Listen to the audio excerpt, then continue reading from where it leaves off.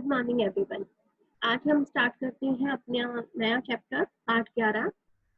काव्य खंड में से ये लिया गया है और सूर के पद इसका नाम है, अर्थात सूरदास द्वारा, जो महाकवि सूरदास हुए हैं उनके द्वारा ये पद लिखे गए हैं। ठीक है, आप सभी जानते हैं कि सूरदास जो है वो कृष्ण भक्ति के एक इतने अच्छी तरह से वो वर्णन करते हैं कृष्ण भक्ति का। उनकी कविताओं में, उनके पदों में हमें हर जगह एक जो कृष्ण और कृष्ण राधा का मिलन, कृष्ण के साथ उनकी माँ का संबंध, जो एक वात्सल्य प्रेम है, वो वात्सल्य प्रेम इतना देखने को मिलता है कि शायद किसी अन्य कवि ने ऐसा वर्णन कभी किया ही नहीं। ठीक है, तो उनके पदों में, उनके दोहों में सबसे ज्यादा वात्सल्य प्रेम की भूमिका रहती है और सबसे ज्यादा सूरदास ने कृष्ण भगवान के लिए ही पदों का निर्माण किया है। कृष्ण की बाल लीलाओं का, उनकी माता से कैसा संबंध था, उनके दोस्तों से कैसा संबंध था, फिर राधा और श्री कृष्ण का मिलन, मतलब उनके जीवन से जुड़े हुए हर एक पहलू को उन्होंने अपने पदों में शामिल किया है और इसीलिए उन्हें हिंदी साहित्य के एक महान रचनाकार माना जाता है। ठीक है, जैसा तुलसीदास का स्थान है वैसे ही सूरदास का हिंदी साहित्य में सर्वोत्तम स्थान है। तो जो हमारे इस पाठ में पद है वो कुछ इस तरह से है कि 2 पद शामिल हैं इसमें। ठीक है, पहला पद श्री कृष्ण के बचपन से संबंधित है, तो दूसरा पद उनकी मुरली से संबंधित है, गोपियां और मुरली का से संबंधित है। ठीक है, तो चैप्टर स्टार्ट करते हैं कि खेलत में को काको गुसैया, हरिहारे जीते श्री दामा, बरबसी ही कत करत रिसैया। बरबसी ही मतलब जबरदस्ती ही, और गुसैया यहाँ बोला है भगवान को। ठीक है, श्री दामा जो श्री कृष्ण के बड़े भाई हैं, कत करत रिसैया मतलब कि तुम गुस्सा क्यों करते हो, रूस क्यों जाते हो।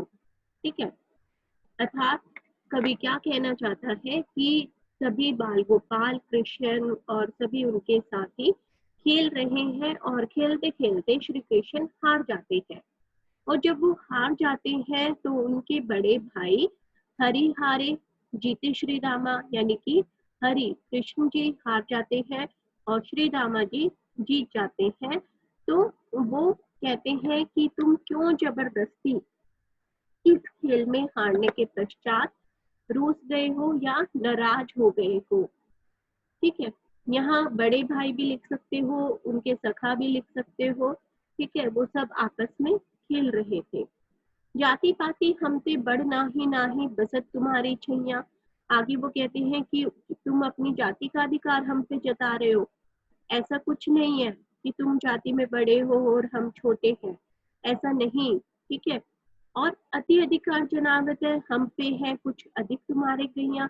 और तुम इस तरह से भी, बाकी दूसरे दोस्त बोलते हैं क्या तुम ये अधिकार जता रहे हो कि तुम्हारे पास गायें अधिक है। ठीक है, कि कभी तो अब सारे दोस्त आपस में उनसे बहसबाजी कर रहे हैं, उन्हें मनाने की कोशिश कर रहे हैं। कभी कहते हैं कि तुम कभी हम पर अपना जाति का अधिकार जमाते हो, कभी कहते हैं कि क्या तुम्हारे पास अधिक गाय है इसीलिए तुम हम पर अपना अधिकार जमा रहे हो।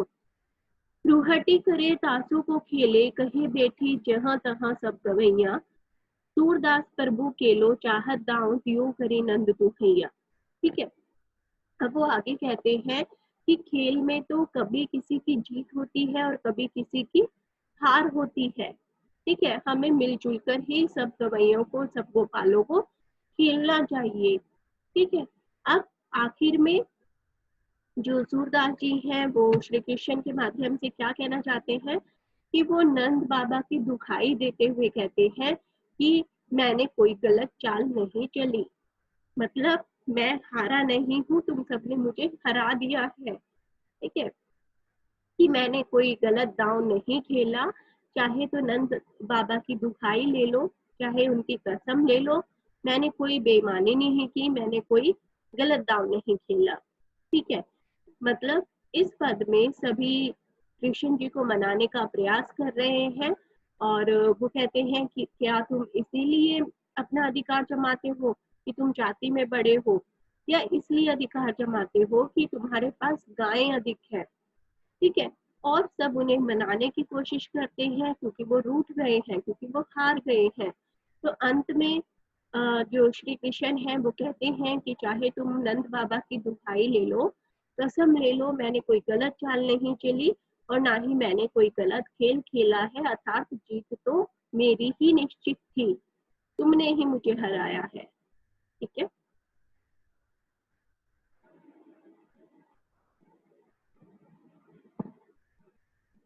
अगर इसमें विशेष देखें तो हम जानेंगे कि इसमें जो बाल मनोविज्ञान है वो हमारे सामने आ रहा है कि बच्चों की मन की भावनाएं हमारे सामने आ रही हैं। ठीक है, और एक दूसरे का आदर करना, ठीक है, जैसे एक दोस्ती में होता है एक दूसरे का आदर करना, वो भाव यहाँ झलक रहा है।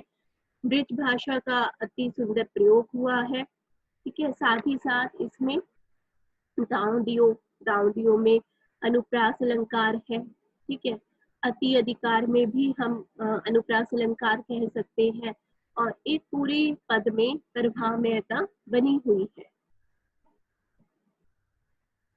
नेक्स्ट है कि मुरली तो गोपाल ही भावती।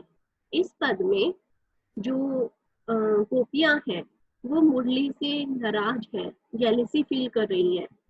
वो इसीलिए जेलेसी फील कर रही है क्योंकि जो ये बांसुरी है, ये मुरली है, ये हमेशा श्री कृष्ण के निकट रहती है और गोपियों को निकट आने का मौका नहीं मिलता। ठीक है, इसीलिए वो इन बांसुरी से ईर्ष्या कर रही है।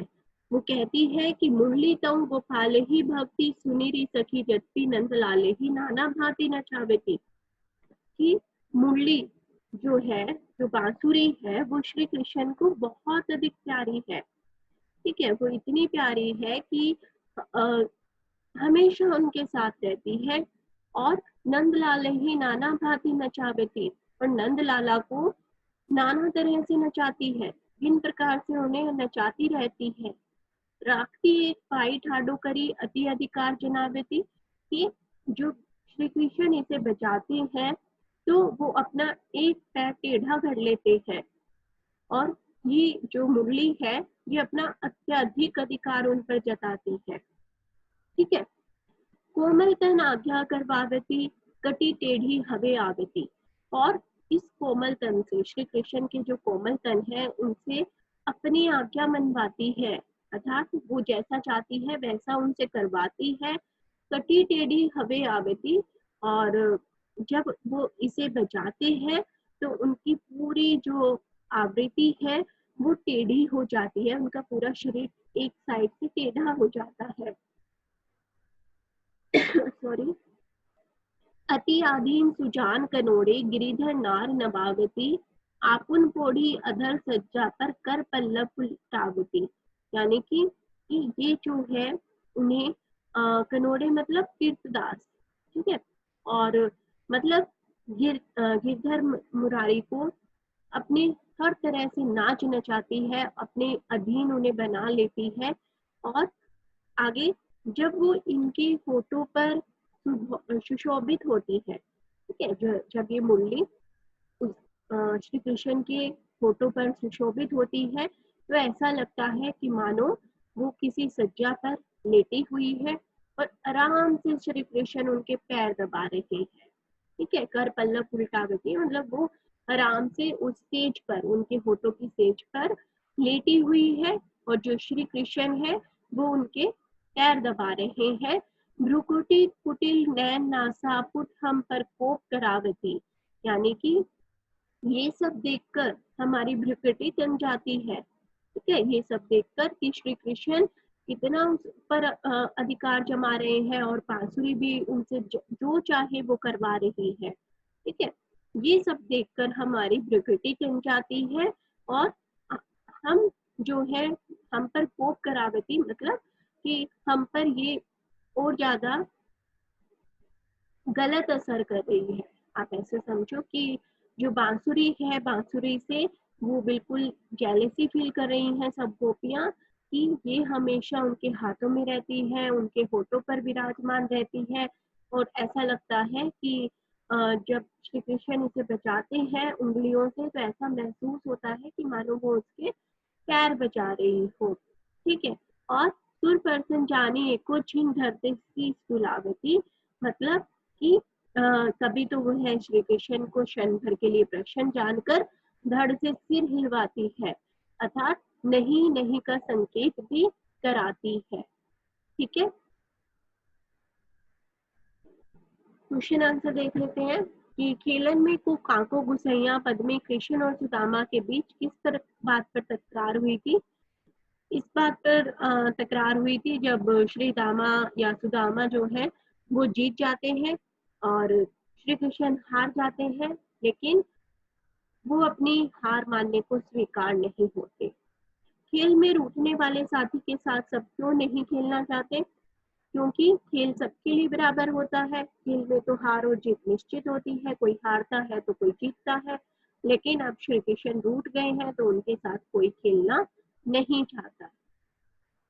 खेल में कृष्ण के रूठने पर उनके साथियों ने उन्हें डांटते हुए क्या क्या तर्क दिए।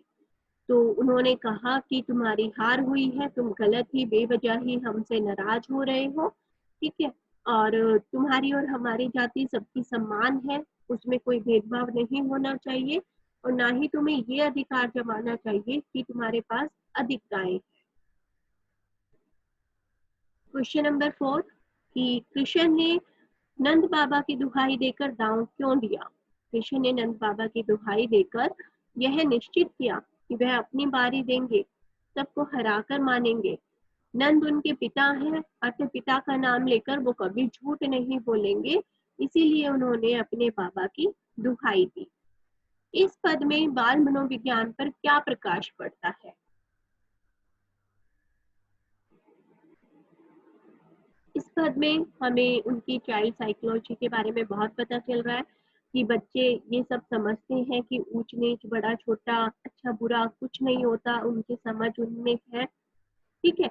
और वो जब एक दोस्त उनसे नाराज हो जाता है तो उन्हें उसे मनाने की उसे समझाने की समझ भी उनमें है। तो इस पद से हमें उनकी बाल मनोवैज्ञानिकता अच्छे से दिखाई दे रही है। गिरिधर नार नवावती से सखी का क्या आशय है? इस प्रस्तुत पंक्ति में गोपियां कृष्ण पर व्यंग्य कसती हैं। वे कहती हैं कि कृष्ण प्रेम के वशीभूत होकर एक साधारण बांसुरी को बजाते समय वो अपनी गर्दन झुका देते हैं, और जो बांसुरी है उसको गोपियां सब अपनी सोत मानती है। ठीक है।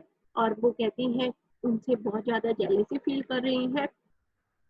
तो वो कहती है कि इस बांसुरी को तो कृष्ण का सामीप्य मिल जाता है, लेकिन हम गोपियों को नहीं मिलता। कृष्ण के अधरों की तुलना सेज से क्यों की गई है? अधर होते हैं होठ, और सेज से क्यों की गई है? क्योंकि जब वो बांसुरी बजाते हैं तो ऐसा प्रतीत होता है कि मानो वो बांसुरी आराम से उस सेज पर लेट गई है और अपने पैर दबा रही है। तो पठित पदों के आधार पर सूरदास के काव्य की विशेषताएं बताइए। सूरदास की काव्य की विशेषताओं की दो बात सबसे मेन है, ठीक है, मुख्य है कि उसमें वात्सल्य रस है, श्रृंगार रस है। उनकी अधिकतर पदों में, अधिकतर दोहों में आपको वात्सल्य रस और श्रृंगार रस देखने को मिलेगा। वात्सल्य रस मतलब बाल लीलाओं का सुंदर वर्णन है, माँ और बेटे का संबंध जो दिखाया जाता है वो वात्सल्य रस कहलाता है। और बाल मनोविज्ञान तो इन पदों में बेजोड़ है। ठीक है। स्त्रियों की मनोदशा का भी वर्णन है, और श्रृंगार रस अभी मैंने बताया। पदों में उत्प्रेक्षा, उपमा, अनुप्रास अलंकार है। ब्रज भाषा का साहित्य रूप बहुत सुंदर बन पड़ा है, और पदों में प्रभामयता, व्ययता का गुण विद्यमान है। निम्नलिखित पद्यांशों की संदर्भ सहित व्याख्या करनी है। जाति बाती तुम्हारे गैया, ये जो व्याख्या है ये उसी तरह रहेगी जैसे अभी हमने पहले पद में पढ़ी है। ठीक है। और दूसरे में एक बांसुरी वाली जो हमने सेकंड पद पढ़ा है, कि बांसुरी जब चाहे उनसे अपना अधिकार जमाती है, अपने अकॉर्डिंग उन्हें नचाती रहती है और उन्हें जब वो बजाते हैं कृष्ण जी बांसुरी को, तो वो उनकी आवृत्ति पूरी टेढ़ी हो जाती है और ये सब देखकर गोपियां उनसे बहुत ज्यादा जेलसी फील कर रही है। ठीक है, चैप्टर कंप्लीट। उम्मीद करती हूँ आपको दोनों पद अच्छे से समझ आए होंगे। Thank you.